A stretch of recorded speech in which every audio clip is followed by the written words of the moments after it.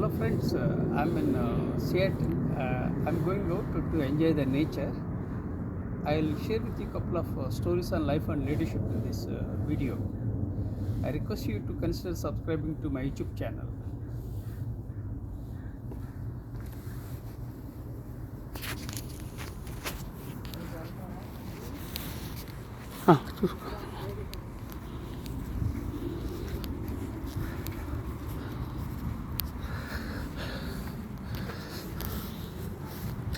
It's very cold in Seattle. I think it's 12 o'clock roughly in Seattle right now. So this is the house where my younger son Ramakrishna Sai lives in Seattle. And these are the houses, independent houses, villas. So I enjoy the ambience in Seattle. I'm lucky that I am in Seattle right now in USA. So I'll walk and talk. First of all, let me introduce myself. My name is Professor M.S. Rao. I have authored 53 books, including the award-winning book titled See the Light in You, for which the Noble Laureate, His Holiness Dalai Lama, has written a foreword. I have 43 years of a diversified experience, including Indian Air Force, business, teaching and training. I'm a late bloomer, dyslexic, ADHD, OCD, and add to that the brain stroke worsened my health in the year 2021. And I don't have two-wheeler, I don't have four-wheeler, I don't get any pension, and I don't have any regular income. I'm 61 years old. I was born into a toxic family and grew up in a toxic environment. So, despite all the challenges, I rose from the ashes like a phoenix. So, I'm standing here for the clearance. Yeah, I'm running. Thank you. So, here people are very warm and friendly. So, that guy waited for me. I felt very happy. He waited for me. Then he shot my clearance. Then after I walked, then he left. So I thanked him. So Seattleites are very warm and friendly, and they respect LGBT, and they embrace diversity. And there is a low crime rate in Seattle. And there is a lot of freedom in Seattle, and it's a beautiful city. I'm very lucky that I am in Seattle. Of course, it's because of my younger son I came to Seattle, and even my younger son also loves Seattle. And my younger son was in Dallas. Then he moved to Seattle on posting. So right now, my son is in Seattle, and my wife and I have been in Seattle for the last 5 months. So we are enjoying good times in Seattle.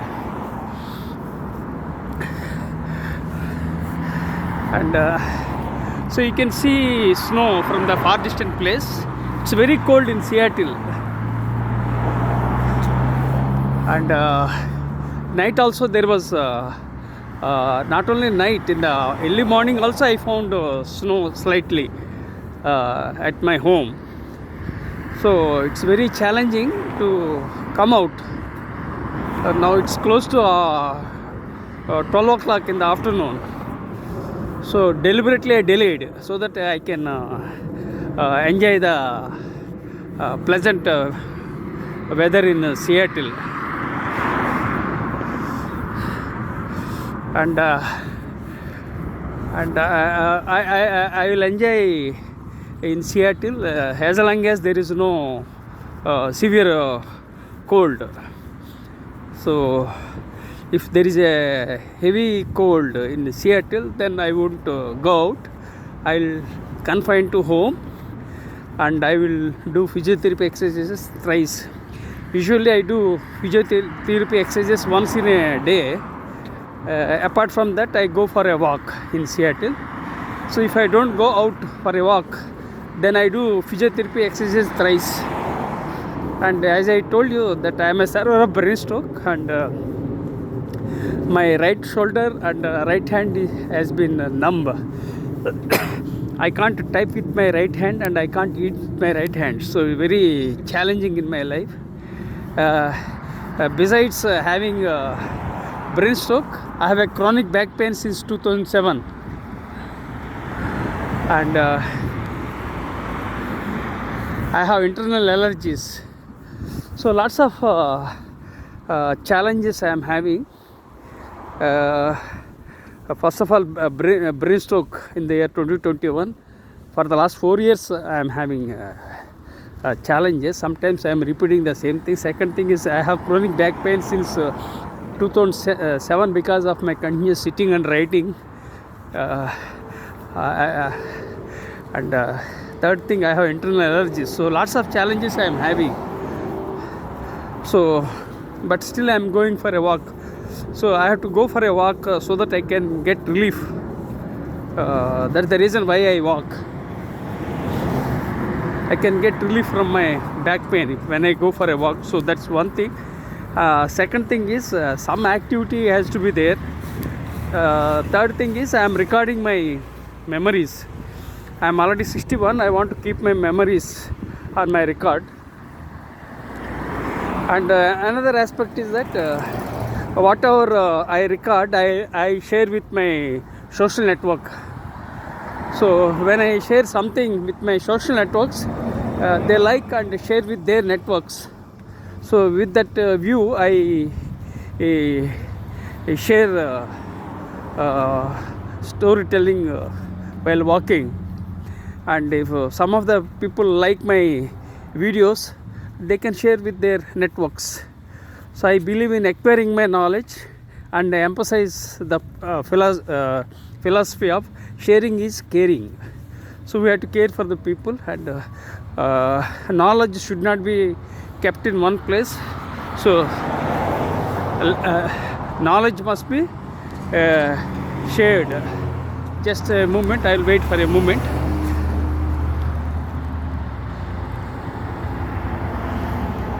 So it's cold.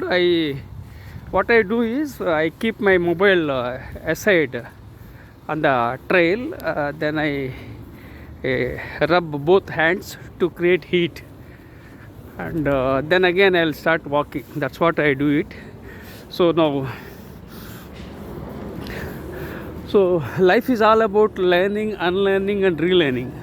So whatever I feel is appropriate, you can accept. So whatever you feel is not relevant, you can discard.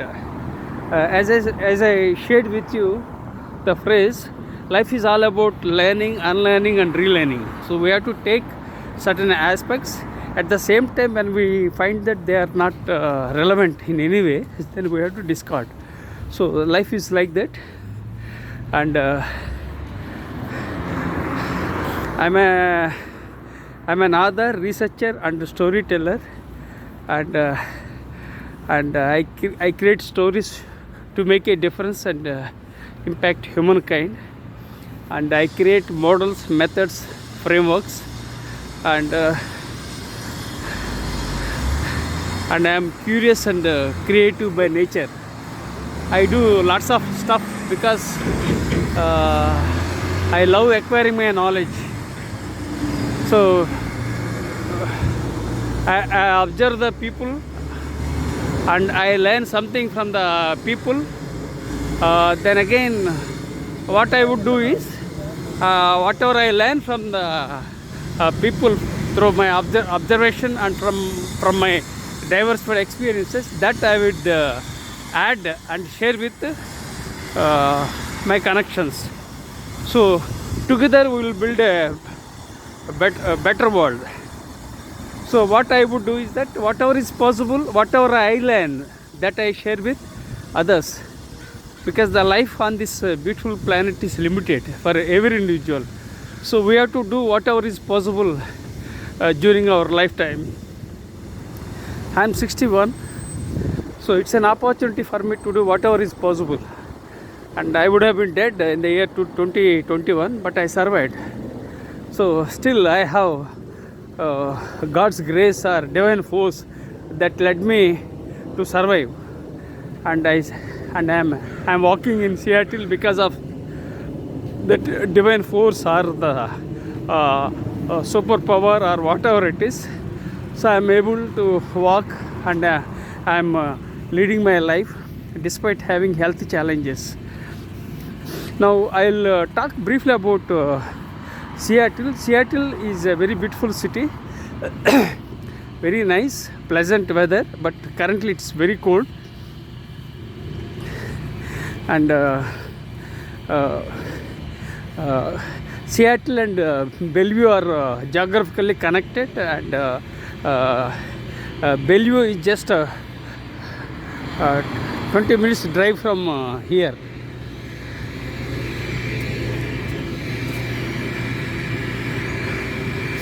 So Bellevue and Seattle are closely connected, and I can say that Bellevue and Seattle are just like twin cities of Telangana in India. So Seattle is noted for entrepreneurship. Lots of enterprises have come up, and still there are startups. They have their own vision, and they are still setting up startups. And there are a couple of companies. They are very prominent and eminent in Seattle. Some of them are Costco, Starbucks, Nordstrom, Alaska Airlines, Boeing, Microsoft, Amazon, and T-Mobile. So like that, there are some companies that are doing good in Seattle. And Seattle thrives with the entrepreneurship, and because entrepreneurs had a dream and they started, and a few succeeded, and majority of them they have failed. Of course, failure is part of the game and part of life, so we have to embrace failures. That is a different aspect. So entrepreneurship is very challenging. Entrepreneurship is for brave-hearted, not for faint-hearted, and entrepreneurship is a dog fight. So you have to be agile, active, and you should continuously on the move, and you have to explore avail the opportunities so that you can add value and impact. So when you become an entrepreneur, so you will not only make money, that's one thing. Apart from that, migration takes place. Third, you can add value to the stakeholders. So overall, there are lots of advantages of becoming an entrepreneur. So I strongly advocate entrepreneurship, and I wanted to become an entrepreneur, but of course I could not succeed due to my personal problems. And finally, I became an educator in the year 2007. That's a different game. So overall, I encourage entrepreneurship. Some people might think that entrepreneurship is very challenging. I would like to say, I would like to make things very clear that life is a risk, and not to take a risk is also a risk. So we have to take a risk as an individual, but as an entrepreneur it's more challenging because you are accountable to the stakeholders. So it's a larger game. So you have to be agile and active, and you have to remove the barriers when you walk or when you lead. Then again you have to remove the barriers, then align the things, then again you have to keep moving. So this is all about entrepreneurship. So entrepreneurship is not easy, it's not cozy, and entrepreneurship is all about brave people. I would like to say that. And when you look at Jeff Bezos, he started from garage, and he's a billionaire, and he's in Seattle. I believe Bill Gates and Seattle are living in Seattle, and they are successful entrepreneurs, and they are doing good. And there are some leaders they are exceedingly doing good, like Elon Musk, then again Donald Trump. And Elon Musk is a very crazy entrepreneur, and he was close to bankruptcy a few years ago, but he made a smart decision, and then again he succeeded as an entrepreneur, and he led successfully, and is the richest person in the world. And he has 6 companies, and he has got 10 children, he has got 3 citizenships, and now he's a kingmaker. So you can imagine about the life. So life throws opportunities, life throws curveballs, life throws opportunities.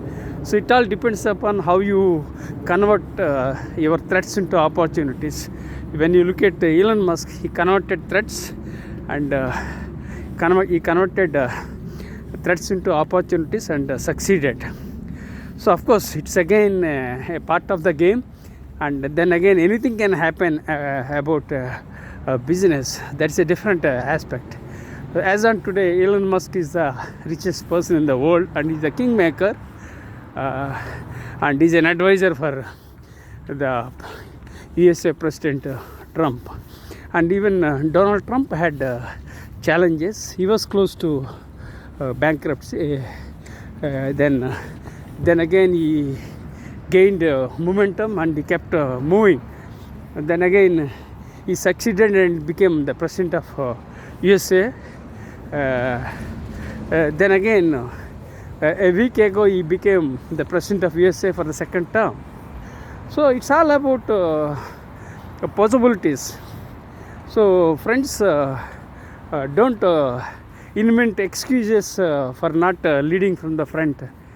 There will be challenges, there will be threats, there will be misalignments, but you have to be agile, and you have to keep aligning things in such a way that you can lead from the front. But again, at the end of the day, luck matters. There are around 8 billion people across the world.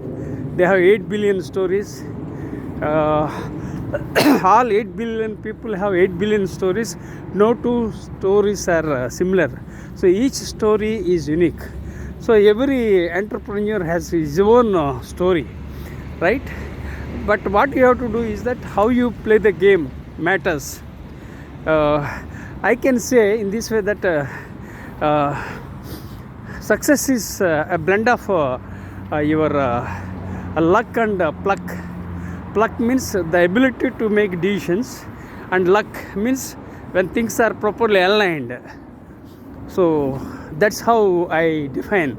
So I can't generalize a definition, but I created my own way of creating. I started creating my own definition of success. Success is a blend of luck and pluck, and majority of the portion depends on luck.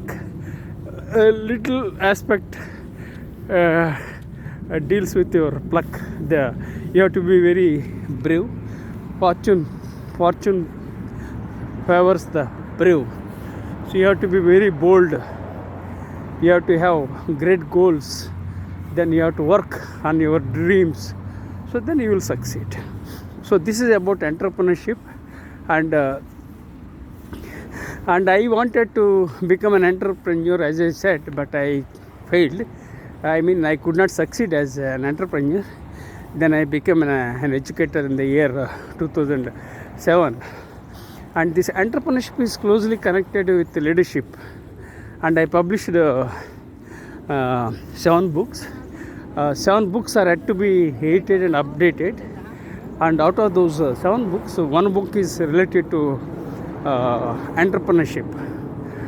So that already I already authored and kept aside.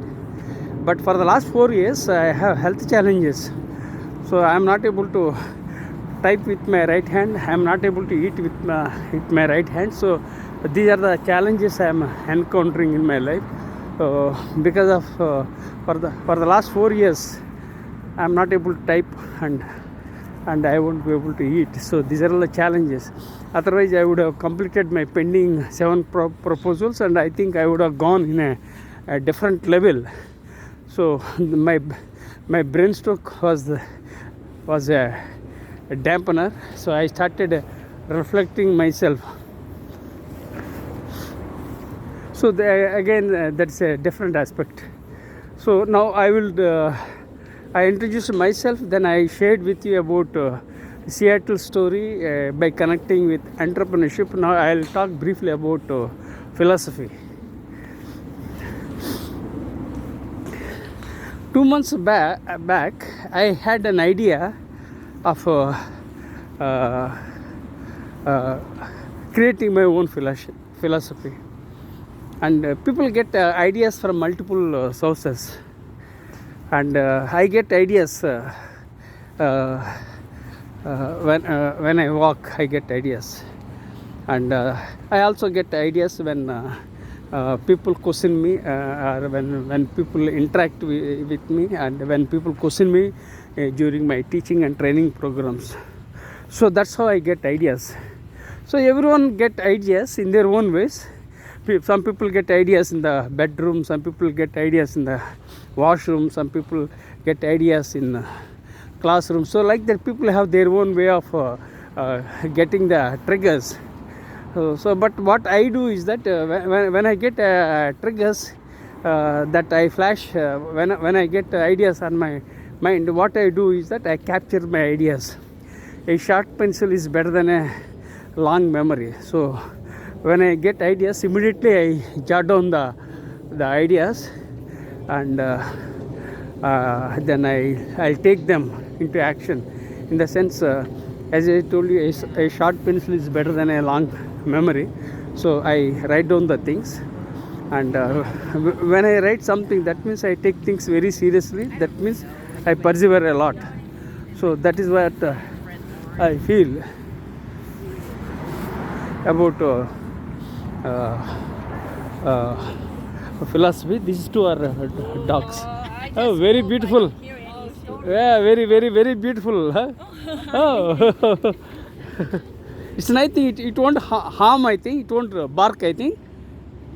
Oh. It won't bark. I think. Oh, yeah, I see barks. Barks, of course, by nature, not that much. That means a polite dog. It's very polite. It's not only polite, it's kind. What is the breed? This one? What is the breed of the dog? Golden retriever. Okay. Good. Thank you.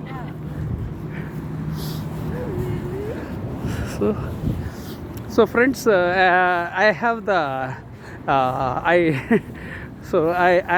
talk to unknown people, strangers. So I talked with 2 women. They are dog walking. So I just talked with them. So I have the habit of talking with strangers. So, and I observe the people. Not only that one, if I find people are positive, then I talk to them, and I open the conversation, and so that I can learn something from them. So when I learn something from others, that I would add in my knowledge bank, then I would share with my connections. That's what I do. As I told you, I acquire my knowledge and share my knowledge. So whatever the knowledge I acquire through observation, that I would keep them in my knowledge bank. Then again I would share with the people. This is what I did it. Now again I'll get back to philosophy. So I started thinking about philosophy, and and I am very positive and proactive. So whenever I get triggers, I jot down. Then I would take them. I would execute them at my own pace. So first thing is we need to capture the ideas, but many people don't capture the ideas. But what I do is that I capture the ideas, and then I'll execute them at my own pace. So 2 months back, I had an idea of creating my own philosophy, and then again I didn't know how to go about. Then I googled Professor M.S. Rao's philosophy. So when I found Professor M.S. Rao's philosophy on Google, so I was very much excited because the first result in the first page appeared as Professor M.S. Rao's philosophy is health first, education second, and wealth third. He harnesses technology. So I was excited, and it was a aha moment, and I was on cloud 9 when I found my search engine result positively. So I felt it was the power of the universe. So I felt very happy and excited, and then I started searching other pages on Google. Then I came to know that already I published a couple of articles, and lots of stuff is there on Google. So I was very much excited. So I felt that there is a lot of knowledge in Google. So why should I search for stones when I am the gem? So friends, the message is that don't search for stones when you are the gems. So identify the gems and unlock the leader in you, unlock the genius within you. So I started working. Then I found a couple of articles, and one article was one article titled "What is your leadership philosophy?" that was published on Google. Then I retrieved. Then again I started searching, browsing on Google. Then I came to know that already I published a research paper on Stoicism. So lots of material is available Google, which I have written very long back.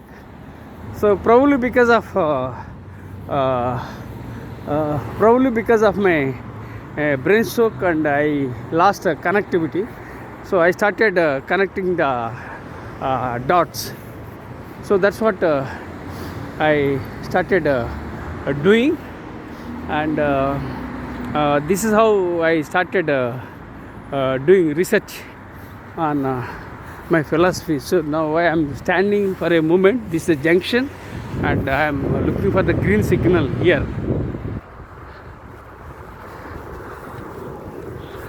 So this is the junction. This is a Seattle fire station, and this is a junction. So I am standing here. Yeah. So now I think some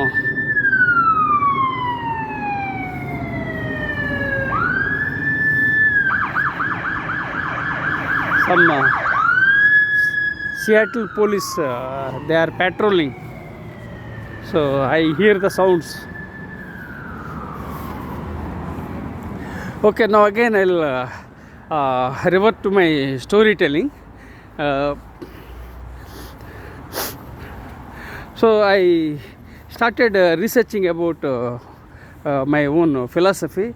Two things I believed in my life. One is continuous learning. Then second thing is taking feedback. So I have a couple of documents, MS Word documents related to triggers for each topic. Everything I have separate documents, triggers, ideas, knowledge bank, like that. I kept everything. So I took feedback from my students. Then I just I had cursory glance of my documents. Then I came to know that there are some words that resonate my personality. They are knowledge, wisdom, virtue, uh, uh, attitude, gratitude, leadership, empathy, humanity. So like that, various things I started writing down. Then I started my own philosophy. Then again I was thinking to explore educational philosophy because I was an educator and I was a professor. So I thought, so let me work educational philosophy. So that's how I started. The journey of 1,000 miles starts with the first step. So I always take the first step, and it led to lots of research.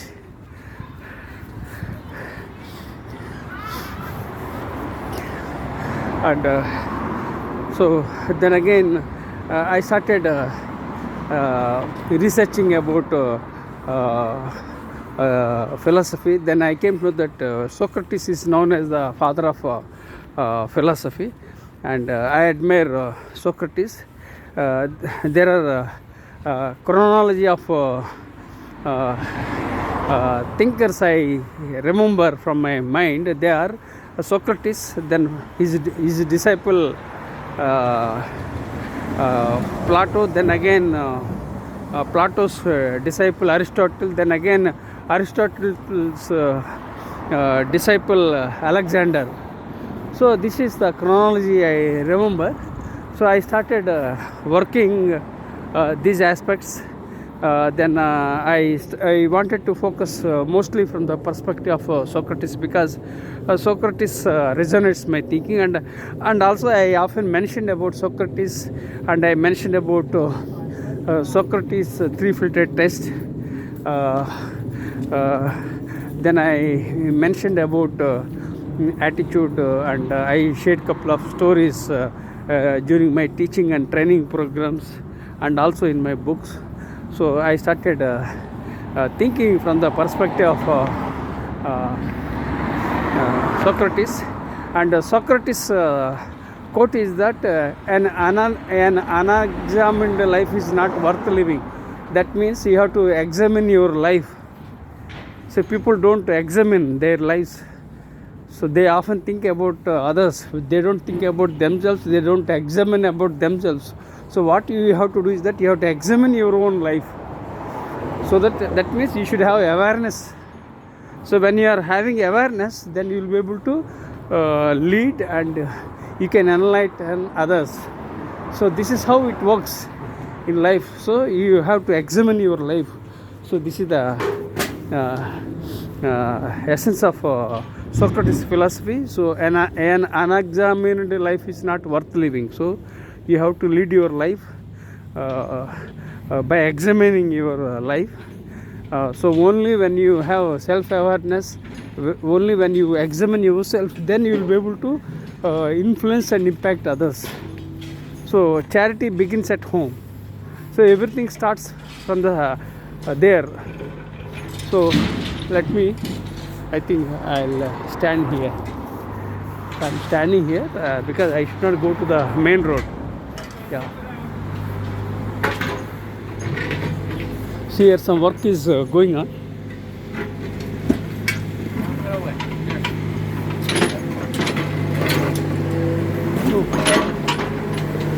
Some work is going on here. So let me take a moment.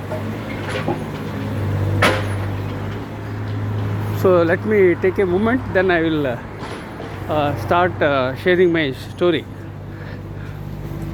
Okay, so this is how I started researching about Socrates, and then again I started thinking about some Indian thinkers, philosophers like Adi Shankaracharya.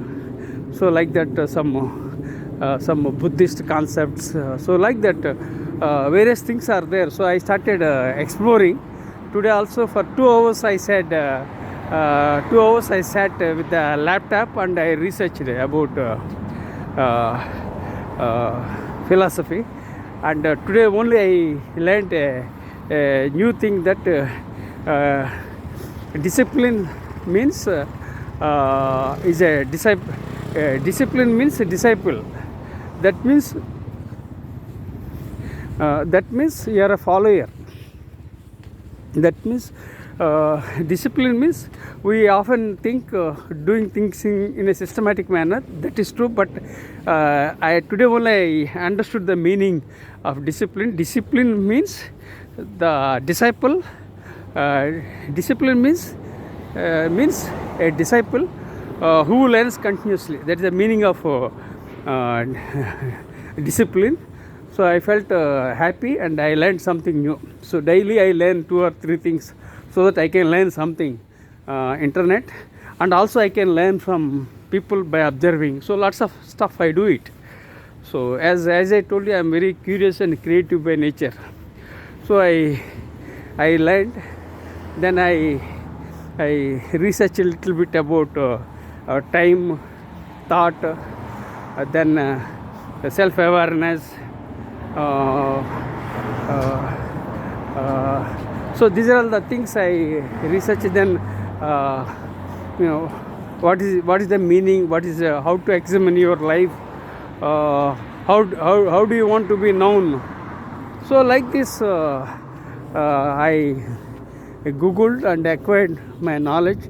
Then I googled about the self-centeredness. Self-centered means some people are self-centered, so they think about themselves only, they don't think of others. So then I just thought of exploring about gratitude. So here is a old man, is walking. See, age is just a number. So he's, I think, 60 plus. So he's walking on the road. So this is how I observe the people and I learn. So now I learned that he's, I think, 60 or 70 plus. He's running with bag behind. So he's good. There is some activity he's doing. So age is just a number. I am 60 plus, but I say that age is just a number. Okay, now again I'll start about discipline. So discipline means means a disciple who learns continuously and constantly. Then I created a couple of quotes by connecting with time, thought, and I just came to know a little bit about Jiddu Krishnamurti. He talks about some philosophy. So like that I started researching. Then again daily I decided to work on philosophy for 1 hour to 2 hours. So this is how I do it. And now I'm planning to publish a book on my philosophy, but not now. It takes maybe 5-10 years to create my own philosophy. First of all, I myself don't have the clarity about my philosophy. So gradually I am developing a clarity. The clarity comes from research. For me, research is only a comma, not a full stop. So I am a continuous learner and I research until I die. I believe in that. So I am very curious and creative, and I research a lot. For me, research is only a comma, not a full stop. So I research until I die. So that's what I decided. I take rest only at my graveyard. I don't believe in taking rest. So I believe in adding value and impacting humankind. So these are all the things I am sharing with you. And as I told you, when I walk and talk, so lots of things I am delivering from my mouth. So you learn many things from this. So whatever you feel comfortable, you can accept. Whatever you feel is not relevant, you can discard. As I told you, life is all about learning, unlearning and relearning. So just let me take a moment. There is one bus which is approaching. So here rules are, this is Broadway bus.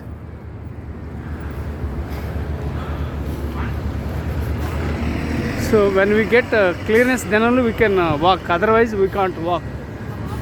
So here rules are very strict. No, I am walking. On that evidence, right? Oh.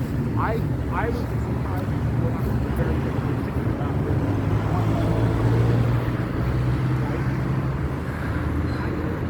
this. So I just oh, please, thank you.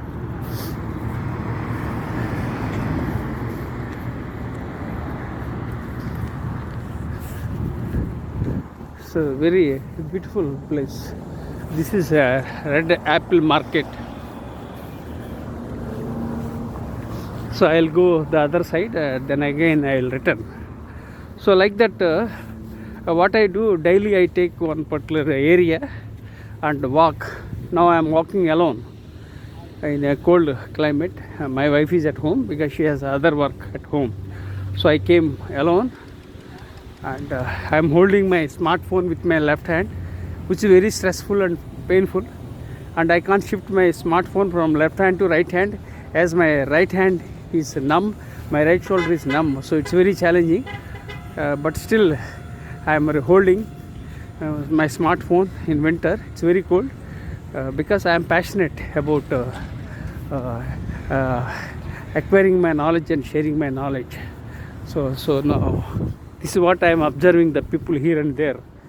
So it's a great opportunity for me to observe the things in Seattle. So when I go back to India, I don't think I will get this opportunity again. Of course, life is all about opportunities. I am very positive. Life is all about possibilities and opportunities. This is Cloud Cave, and the weather is okay. It's cold, but weather is cold, but there is a sun. This is known as Beacon Hill Station, Cloud Cave.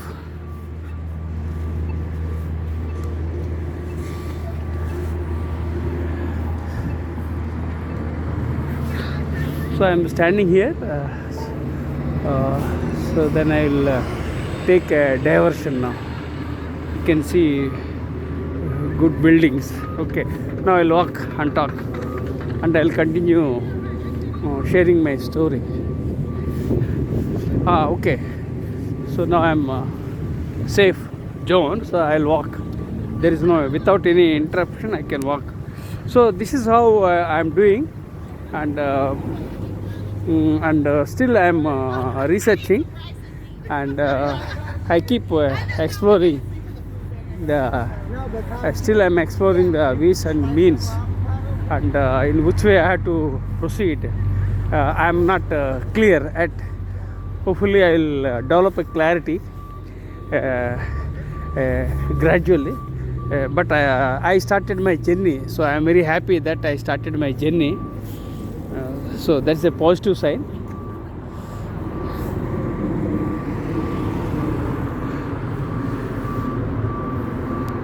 So this is already 43 minutes. Then I have to. So then again, this is Bank of America. Yeah, this is a Bank of America. This is the electronic trolley. So I'm waiting. Oh, this is bakery. So I'll walk forward, then I will return.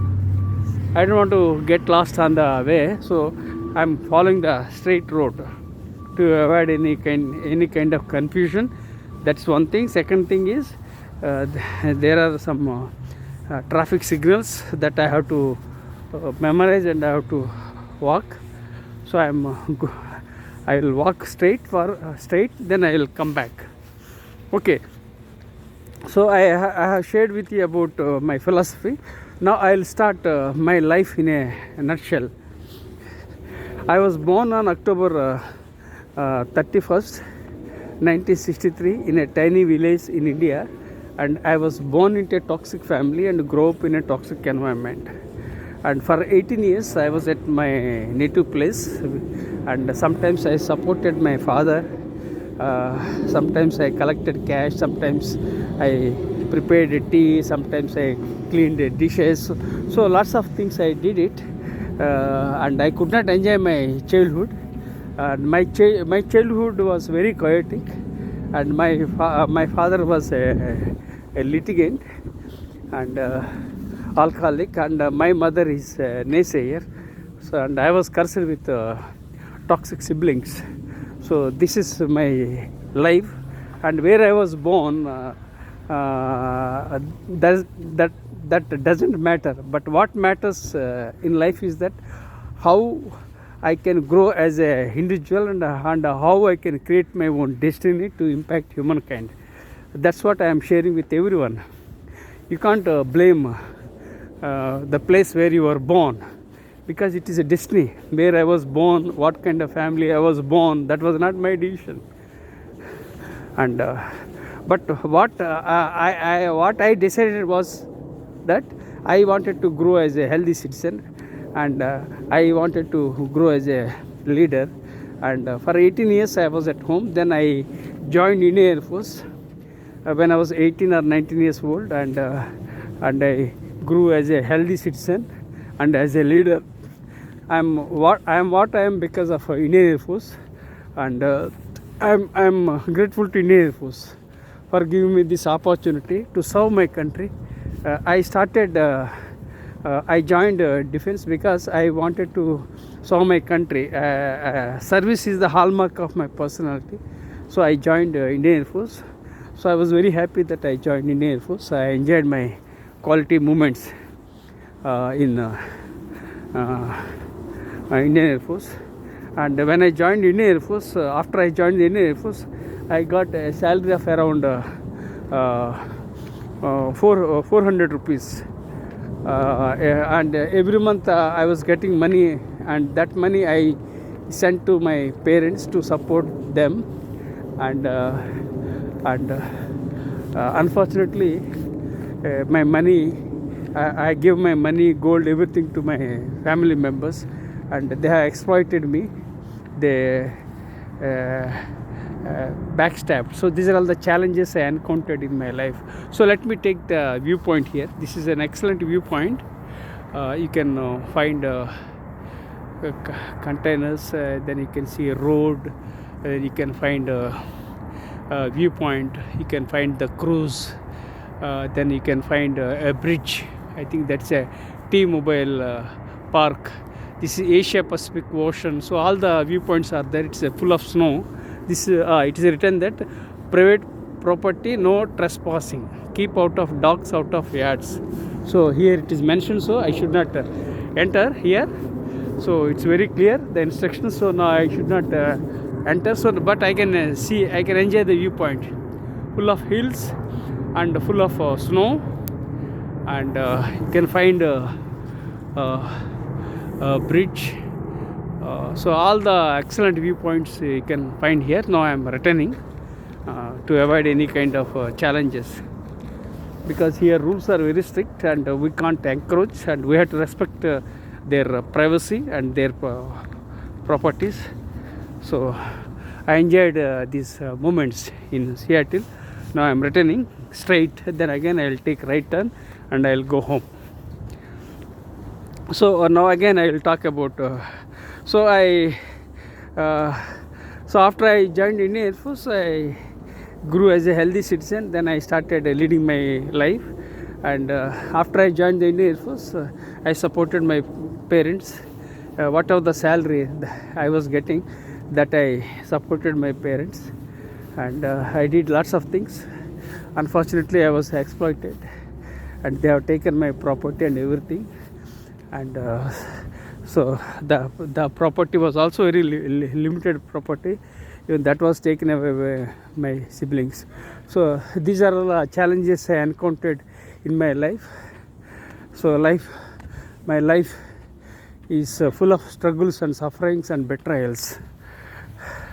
So after I joined the Indian Air Force, what I did was that I acquired knowledge from multiple sources.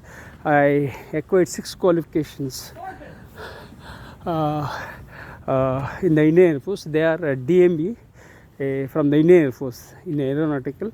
Then I got my BSc, Usually degree takes 3 years, but for me it took more than 4 years because I discontinued my degree. Then again I continued my degree. So I took tuitions when I was in the Air Force.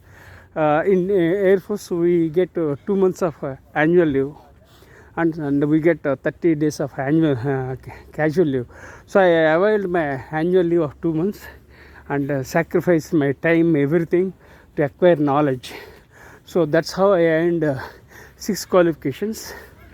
And I was not blessed with the convent education, and I was not blessed with English education. So everything I started learning since my childhood.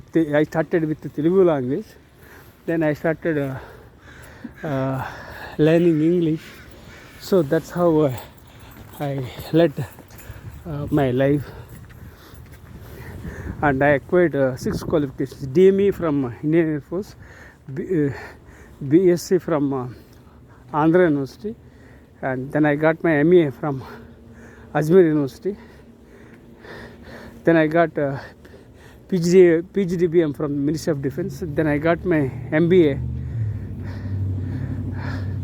from Indira Gandhi National Open University, and I got my PGDCLL from Jodhpur University. I got my PGDCLL when I was in Jodhpur, in the night college I attended. So all these things I did when I was serving in the Indian Air Force. So defense life is very challenging. I did all the qualifications through private education, that too by serving in the Indian Air Force.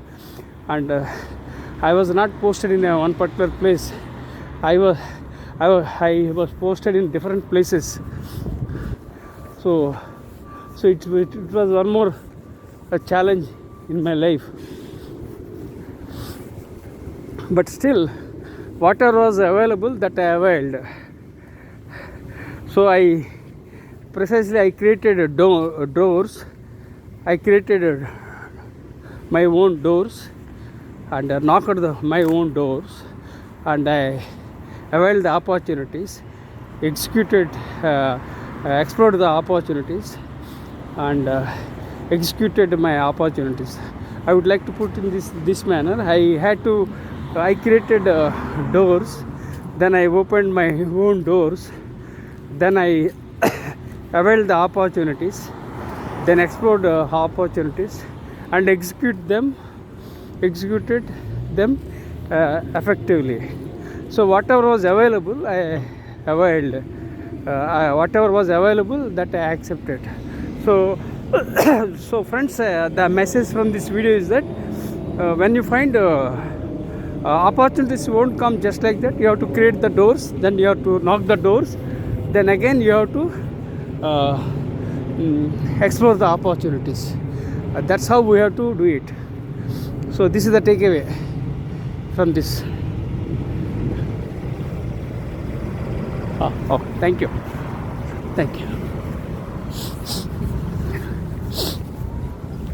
So here people emphasize etiquette, and they give green signal. Good, nice. They are amicable and adjustable, and they have ethics and etiquette. Nice. Okay. So the takeaway is that you won't get things on a plate, right? You have to create a plate so that you will get things on a platter. That's how it is, right? So these are the messages. So when I am walking, I am sharing lots of stuff, so that whatever you feel comfortable, you can accept and learn and grow as leaders. So this is how I manage my time. One way I'm enjoying the walk. Second thing is I'm sharing my knowledge. So this is how we have to utilize our time. This is known as time management or energy management, whatever it is. So now,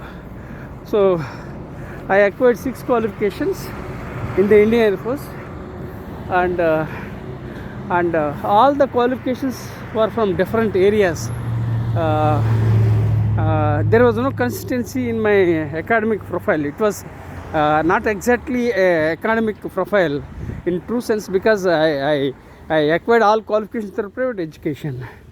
So there was no consistency in my academic profile, but there is only one consistency, that I believe in acquiring my knowledge and sharing my knowledge. That's the only consistency. Otherwise, there is no consistency in my academic profile. So why I had this kind of challenges were this kind of challenges was that I didn't have any coach, I didn't have a mentor, I didn't have a guide. So the challenge with me was that I didn't have coach, I didn't have mentor, I didn't have a guide. So I had to do things of my own without any guide. So mostly I learned by trial and error method. Mostly I failed, then again I learned, then again I started bouncing. Although although I have health challenges, but still I am moving forward. So this is about resilience. You have to be resilient. So I started growing as a resilient leader. Hi, how are you? Good. So this guy, I don't know, is going by cycle. So I served in the Indian Air Force for 12 years in the lowest rank of a couple. So then again, people might think that I was a commissioned officer, but the fact was that I served in the lowest rank of a couple for the 12 years, and then my father invited me to join business. Then I left business and joined business. Unfortunately, my father and brother-in-law, they backstabbed and betrayed. So I landed in further problems. So you can imagine the kind of challenges I encountered. First of all, the toxic siblings, then again betrayal by my father and brother-in-law. So all the challenges have led to further challenges, but still I survived because I am very resilient by nature.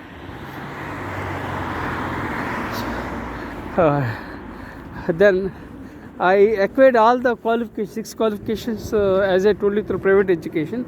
I used to go, I visited libraries in far distant places in Air Force because I was passionate about acquiring knowledge.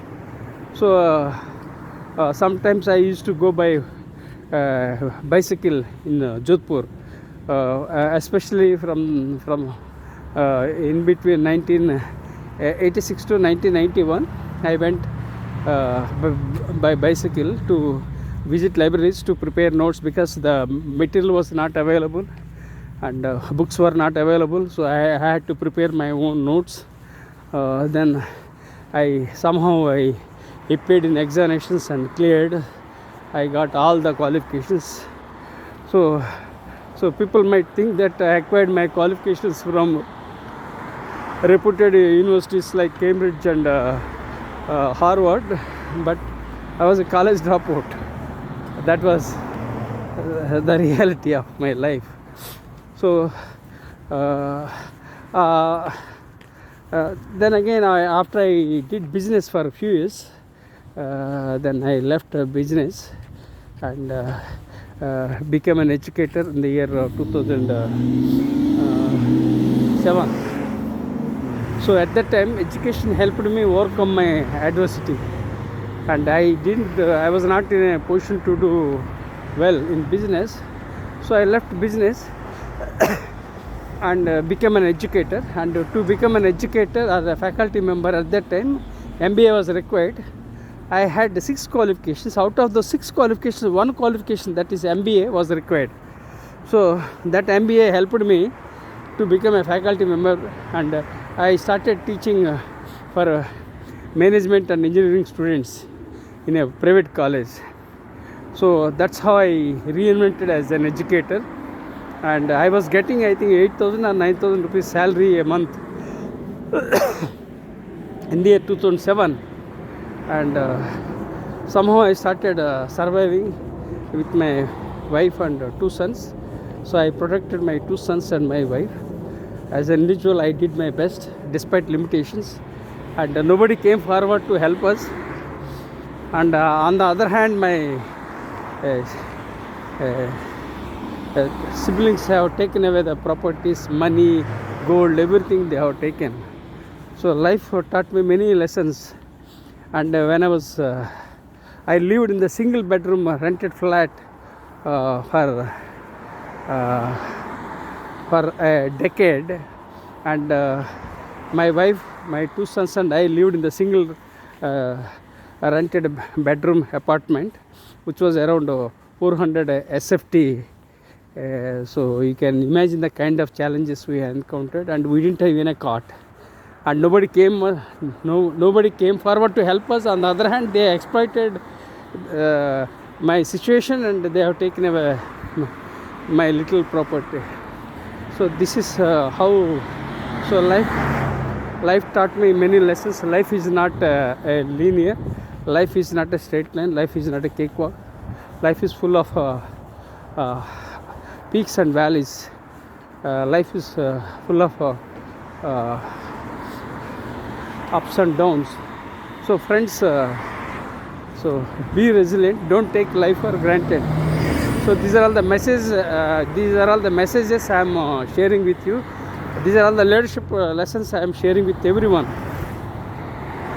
And I made a debut as an author, as a non-fiction author in the year 2010, and I published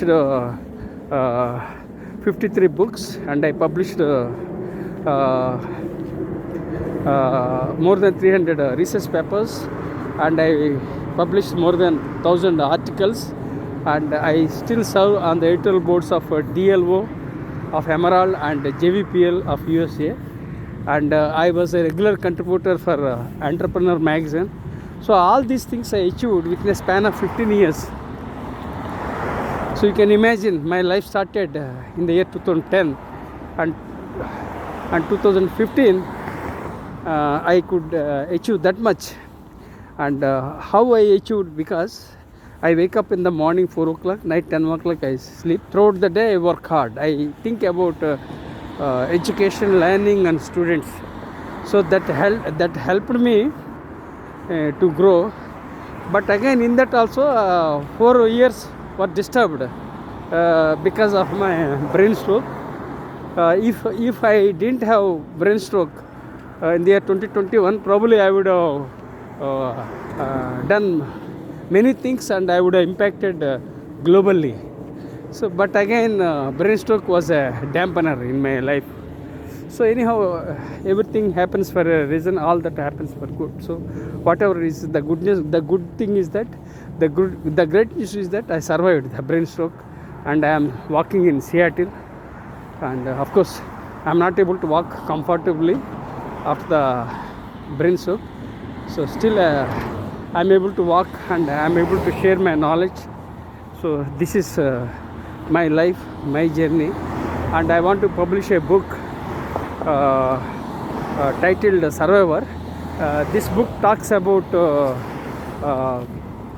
my brain stroke, betrayal, back pain, and the challenges I encountered in my life. So I would like to share everything through a storytelling, and I'll publish a memoir. So this is what I am planning. And then again, I have one more challenge in my life, is that I didn't have any guide, I didn't have any coach, I didn't have any mentor. So that was the problem. So whatever was available, I was absorbing, and I started leading in my life. So if I had a guide, if I had a coach, if I had a mentor, probably I would have led an exciting life, and I would have grown globally in a big way. But unfortunately, nobody helped me, and my education was also not strong. Only thing with me is that I am passionate about what I am doing. So that passion drove me, maybe because the inner force or spark or divine force that led me to keep walking. So I am in the walking in Seattle, in the this particular trail. I'm walking on the trail in Seattle, so you can find the trail, and these are all the houses. All these things you can see it. Now I think it will take around it's already 1 hour 5 minutes. So I think I'm very much tired, and very much tired. And morning also I uploaded a video. I researched about philosophy for 2 hours. Then I uploaded a video on my philosophy. So that's how I led. So now again I will walk and talk. So this is about my life, and so now what I'm trying to do is that I want to publish a documentary. If there are any sponsors, then I will give rights, and I will give my challenges, back pain, betrayal, everything I would like to share through a documentary. If any streaming platforms like Netflix uploads my documentary, I feel that I am honored, and I think I'll be able to share my story with the world. So I am looking in that perspective. It's a matter of time how things will happen. First of all, I have to overcome my brain stroke, and I have to overcome my health challenges. So then I will look for sponsors who can publish my documentary. This documentary starts the day I was born, that is October 31st, 1963 till date. So the challenges I led, and mostly I failed, but then again I bounced. At every moment of my life I bounced back. So I bounced back. I'm resilient by nature. So I'm exploring options to publish a documentary, but it takes time. Everything takes its own time. So I'm very consistent and persistent by nature, and I became patient after the brain stroke. Before brain stroke I was impatient, but I became very patient after the brain stroke because of the health challenges. So I am very patient, and I am very consistent, and I am persistent. I won't give up in my life. So I'll definitely publish a documentary. That's one thing. Second thing, I'll publish a memoir, because I published books in different genre. I started as a non-fiction author with self-development and personality-oriented books. Then I traveled into education, learning, training, diversity, mindfulness. Now I am entering into a different genre, that is a memoir. So I don't stick to one particular genre.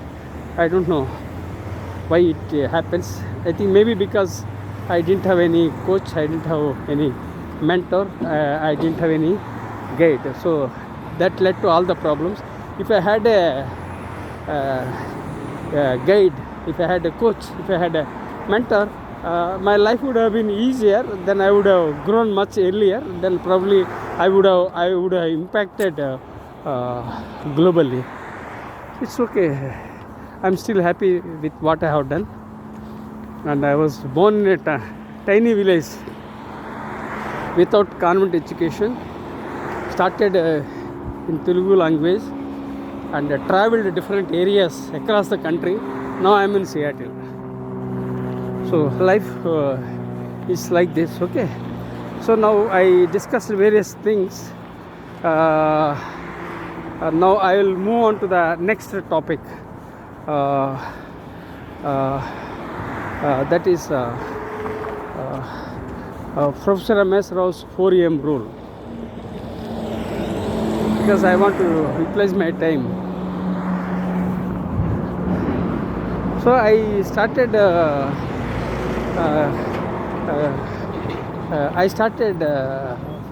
a new rule that is by name Professor M.S. Rao's 4 a.m. rule, which I started.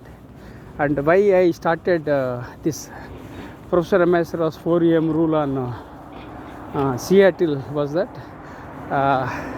October 31st, 2024 is the date of birth, and I was in Seattle. That was one thing. Second thing is we celebrated Diwali on that day. Third thing was that we celebrated Halloween on that day.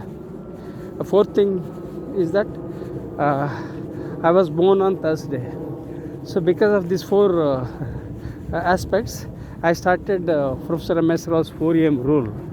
And I'll briefly explain the reason for starting this Professor M.S. Rao's 4 a.m. rule is that I'm an Indian Air Force veteran, and I started waking up morning after I joined the Indian Air Force, and I became a morning person.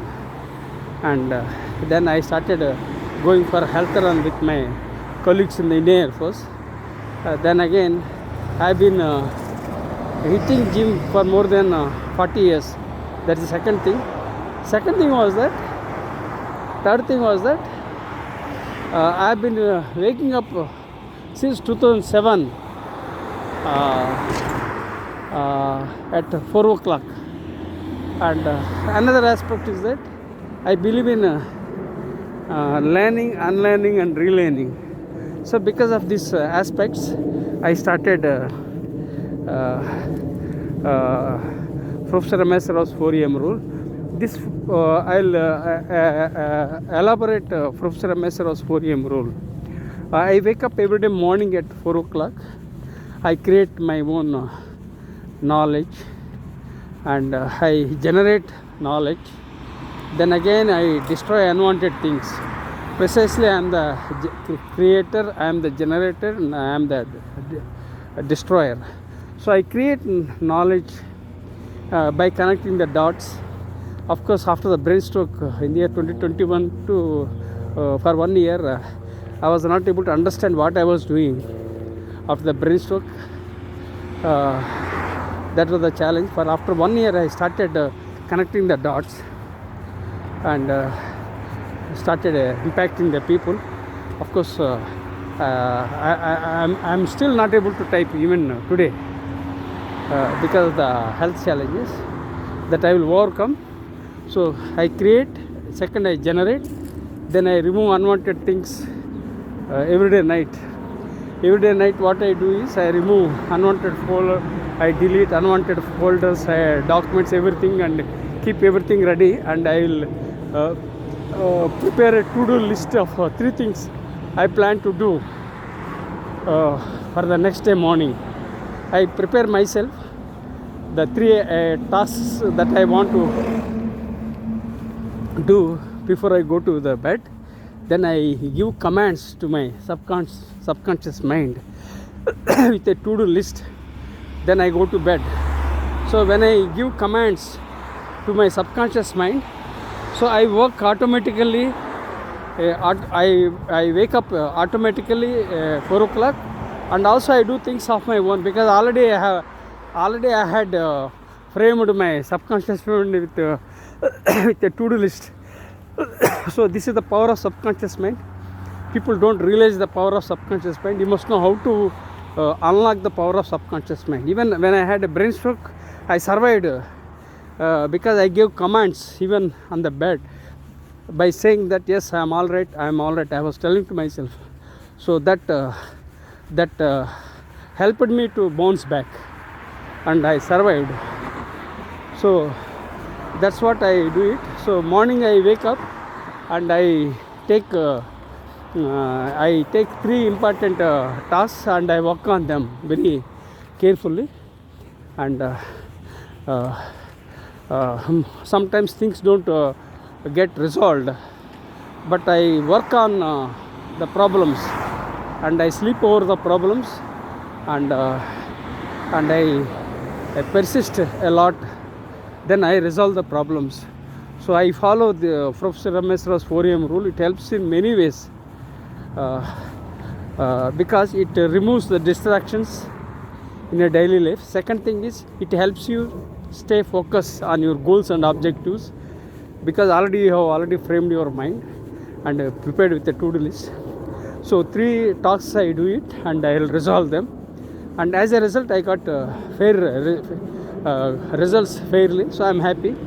And sometimes, most of the times, the problems can't be resolved, but I take I work on those problems. I sleep over the problems and I resolve the problems. Then I persist a lot. So because of that, I succeeded fairly by following Professor Rameswara's 4am rule. There are some people, leaders, they are early birds. I wake up in the morning 4 o'clock. Recently I came to know that Bob Iger of Disney World, he wakes up in the morning 4 o'clock, and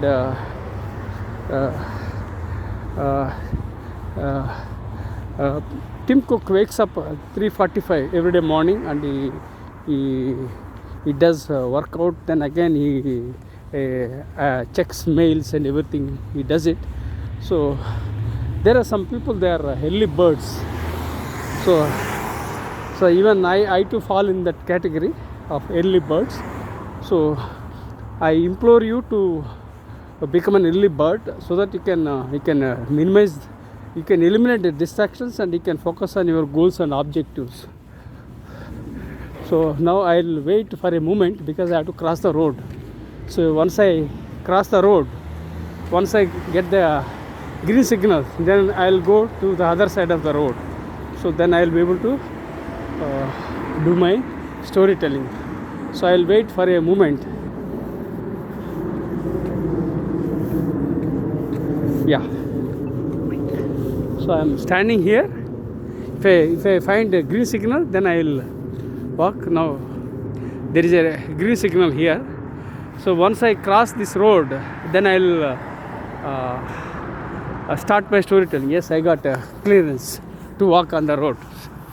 So here rules are very strict and we have to follow, and it's good for everyone to follow the rules. Yeah, I crossed. Now I'll start my storytelling.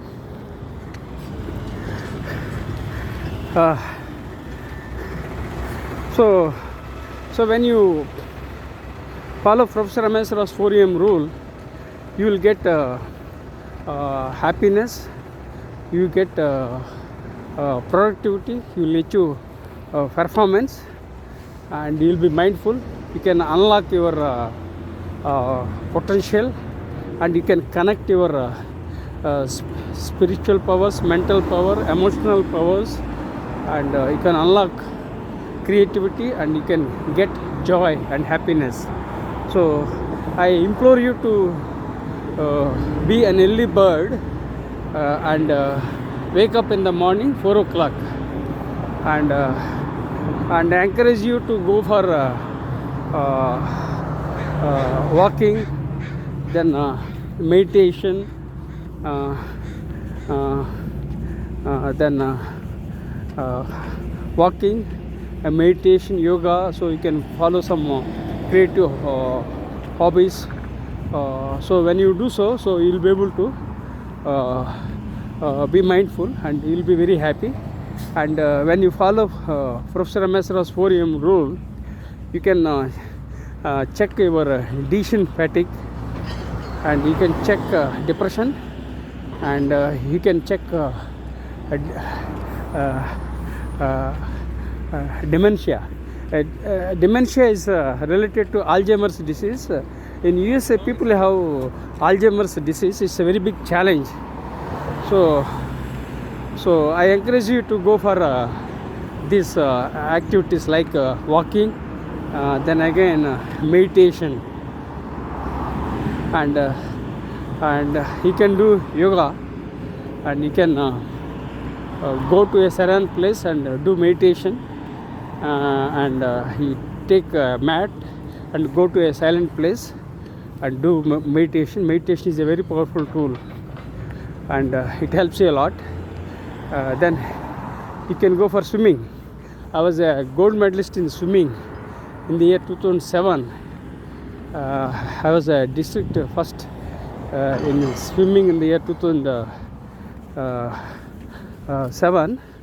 So you can go for swimming. That's one thing. When you swim, what happens? The entire body is put to work, and they will find you will find lots of mobility. So even before, when I was in India, in the summer season for 3 months I went for swimming to improve the mobility, and I improved marginally, but not spectacularly. So I implore you to go for swimming. If you don't have a swimming pool, then you can do one thing.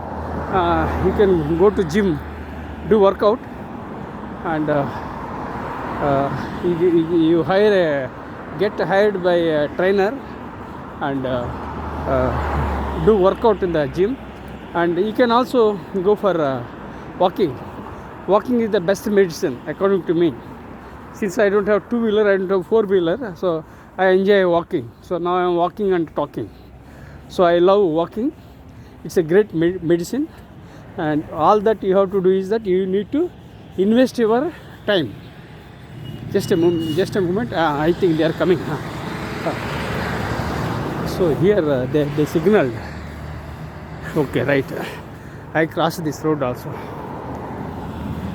So walking is the best medicine, and I love walking. And when I walk, I get ideas, lots of ideas. And when you walk, what happens? You will be very happy and excited, and there is a mobility, and you develop positive vibrations. You'll be happy and excited. So this is how you can do it. All that you have to do is to invest your time. That's it. The biggest gift anyone can get in this world is time. So utilize your time. That's the biggest gift I can give to everyone, because everyone has a limited time span. So we have to work within that. So friends, utilize your time and go for walking and gain momentum, so you will enjoy. So like that, there are different ways you can do it, and you can follow Professor M.S. Rao's 4am rule. You can also pursue some creative hobbies, baseball or volleyball or paragliding. So yesterday and day before yesterday, I watched the people. They were doing paragliding. They were playing basketball, football, volleyball. So I am in Beacon Hill place. So that's a ground, big ground. So I go there, but today I didn't go. Yesterday I went there with my wife. So we enjoyed because yesterday was Sunday. So there is a park for children to enjoy. So it's very nice. So like this, you can do all these things. When you do so, you'll be happy, and you'll enjoy your life. And so these are all the aspects I am sharing with you for waking up in the morning. And then again, here is a caution. People wake up at different time zones, and we have to respect them, because some people wake up at different times. Some people work part-time, some people work full-time, some people work hybrid, some people work remote, some people work full-time. So like that, they have their own way of working, because everyone have their organizational commitments. So despite that, still you can consider waking up in the morning. But again, I can't force anyone. It's not good also, because what worked for me might not work for others. So, and I only implore you to take whatever is suitable and appropriate and work on them. So now I am standing at the junction at the signal. Yeah. So now this is the junction I have crossed. So now I am returning. I think it will take around 15 minutes, I think. So it took more than 1.5 hours. My goodness, I myself don't know how I spent my time. So 1.5 hours, it's very painful to hold my smartphone with left hand. So let me see. I'll walk fast. So everyone has their own body clock or circadian clock. We call it as body clock and circadian clock. So in my case, what I do is I wake up morning 4 o'clock, night 10 o'clock I sleep. In between I take a break, in the sense I sleep, or sometimes I go for a siesta. So like that I do it, and so that I can recharge. So this is my body clock. So everyone has their own body clock, everyone has their own circadian clock. So you have to work within that. So when you do so consistently, you get the better results. So consistency is the key. I believe in that. Because when you have a consistent pattern, so you don't have to think here and there, because you go in one particular way, so you enjoy. But again, some people might open that consistency is not good, I will do things in a different manner. So again, it's their choice.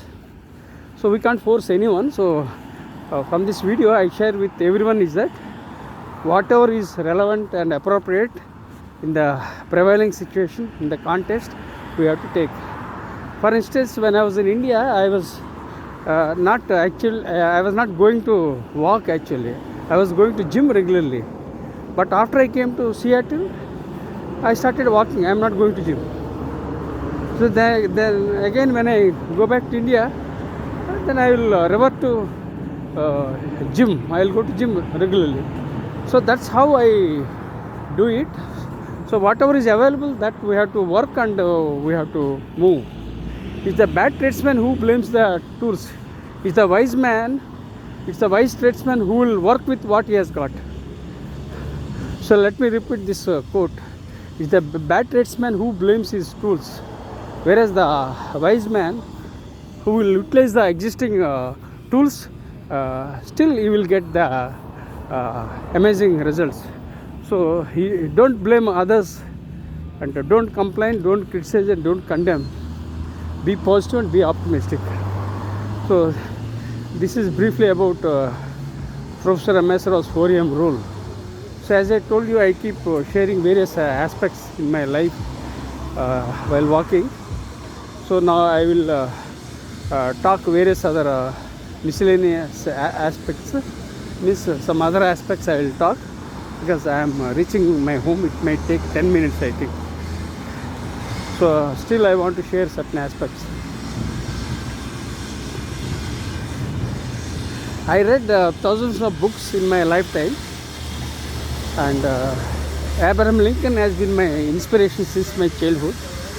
And I read books of various leaders like Mahatma Gandhi, Martin Luther King, Nelson Mandela, His Holiness Dalai Lama, Mother Teresa. Like there are so many leaders I mentioned in my books, and I admire them, and I am a voracious reader. I myself don't know how many books I read. I read books, biographies. I read the books of Mahatma Gandhi, like My Experiments with the Truth. Then I read the books of Pandit Jawaharlal Nehru. Then I read the books of Swami Vivekananda books. So like this, lots of things I did it. So I am a voracious reader. So I read a lot. I am bookworm. Books are my friends. I don't have any friends actually. I still stick to the statement that I have very limited friends, that too positive friends from the Indian Air Force, and that too where they are there, where they are posted, where they are there, we don't know, because now the technology is getting connected, but earlier we didn't have that kind of connections. So I am a bookworm, and I enjoy reading books. I read thousands of books during my lifetime, and two books are very close to my heart. I published 53 books. Out of 53 books. Two books are very close to my books, to my heart. One is the book titled See the Light in You, for which the Noble Laureate His Holiness Dalai Lama has written a foreword. That's one book. Second book is very close to my heart. That is Soft Leadership, A New Direction of Leadership. This is the book title. This book I have dedicated to Peter Drucker, who is known as the father of modern management. So these two books are very close to my heart. So apart from my personal choice, I read so many books, but two books I like. They are A Man's Search for Meaning, and second thing is Art of the War. The Art of the War is a Chinese philosopher wrote a book, Art of War, written by Sanju. That's a great book on war and strategy, because I am an Indian Air Force veteran. The second book I admire is Man's Search for Meaning, which is a book written by Viktor Frankl, and these two books are very close to my heart. So this is briefly about my books and other things, and I have 4 blogs and 3 YouTube channels, and I am not a digital savvy, so whatever comes I am doing, and due to lack of focus, why I lack focus? Because of lack of guidance again.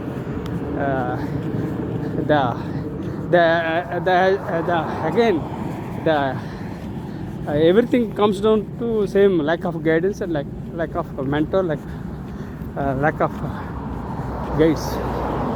So that was the challenge, but still I did whatever was possible. I did it. I kept moving. So 3 YouTube channels I am having, and again these YouTube channels are not for monetization. It is just to share my knowledge and impact humankind. That's the reason. Then again I am uploading raw videos because I am not a tech savvy, so I am uploading only raw videos. So please empathize with me, and please consider subscribing to my YouTube channel, and also to your connections, right? So these are the 3 YouTube channels. Then I have 4 blogs by name. One blog, Where Knowledge is Wealth. Second blog is Professor M.S. Rao's is born for the students. Then third book is Knowledge Grows When Shared, and fourth one is Vision 2030, 1 million global leaders. These are all the 4 blogs I am having, and so one of the blogs titled Vision 2030, 1 million global leaders, that blog I made as a book, because I am expert in writing books. So I created a book titled Vision 2030, 1 million global leaders. I received foreword from Dr. Kiran Bedi, the first woman IPS officer, and she's a courageous woman leader. I admire her a lot, and she's very nice, but at the same time she's very tough. So she's a blend of softness and hardness.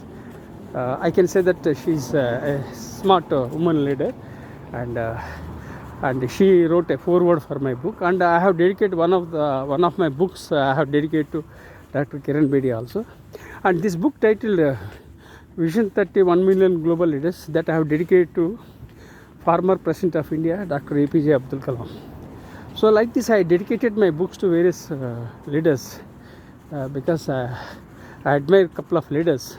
So I have dedicated, whether they are Indian origin or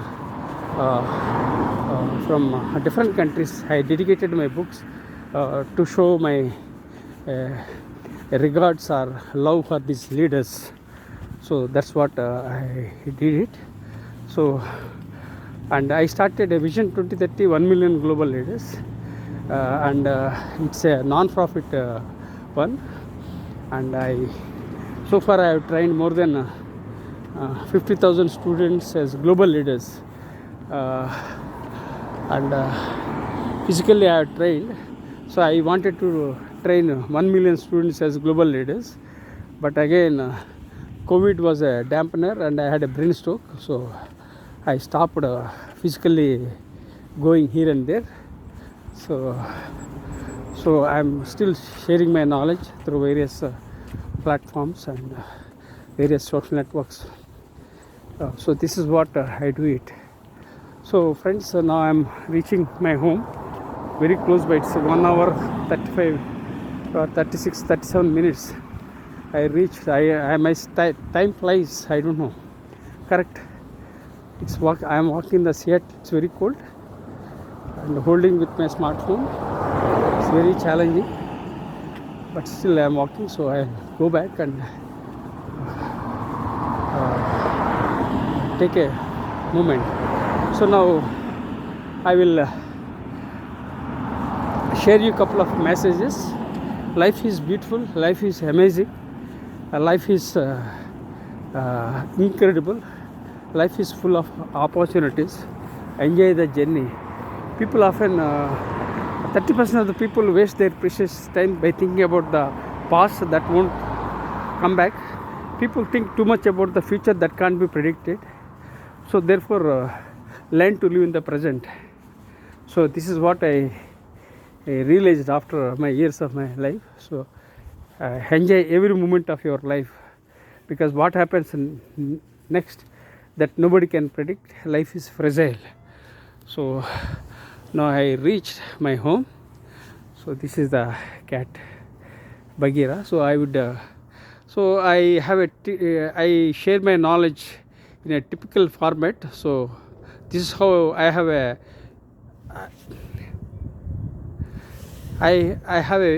unique format my knowledge. I introduced myself, then I shared with you about Seattle story by connecting with the entrepreneurship.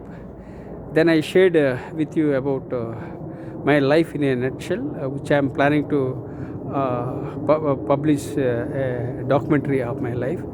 Then I shared with you about my philosophy. Then I shared with you about Professor Messer's 4am rule. Then I shared with you about various books, all the things I have shared.